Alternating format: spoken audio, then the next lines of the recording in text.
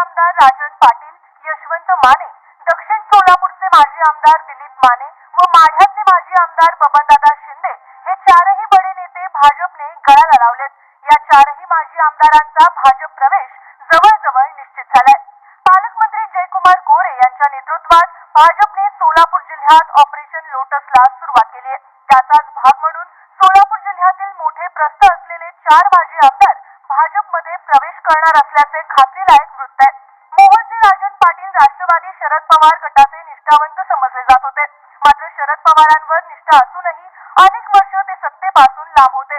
राष्ट्रवादीमध्ये दोन गट पडल्यानंतर त्यांनी अजित पवारांना साथ दिली, मात्र अजित पवारांच्या राष्ट्रवादीनेही राजन पाटील यांचे विरोधक उमेश पाटील यांना जिल्ह्यामध्ये ताकद दिल्याने राजन पाटील गट नाराज होता। या नाराजीचा फायदा घेत भाजपने राजन पाटील यांना गळाला लावले आहे। त्यासोबतच मोहोळचे माजी आमदार यशवंत माने हे अजित पवार यांचे निष्ठावंत समजले जातात, मात्र झालेल्या विधानसभा निवडणुकीत पक्षातील लोकांकडूनच आपल्याला धोका झाल्याची त्यांची भावना आहे। त्यामुळे माने यांनीही सध्या भाजपचा रस्ता धरलाय।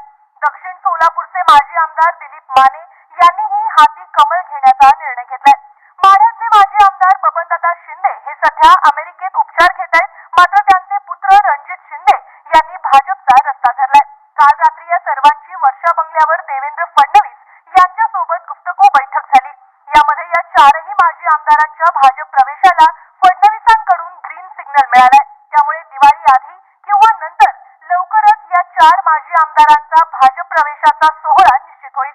चार माजी आमदारांसोबत जिल्ह्यातील अनेक राजकीय पक्षांचे पदाधिकारी हे सुद्धा भाजपमध्ये प्रवेश करणार असल्याची माहिती आहे। त्यामुळे आगामी येणाऱ्या स्थानिक स्वराज्य संस्थांच्या निवडणुकीमध्ये सोलापूर जिल्ह्यातील भाजपची ताकद वाढणार असून सोलापूरमध्ये महायुतीच्याच मित्रपक्ष असलेल्या अजित पवारांना भाजपने धक्का दिला असल्याचं चित्र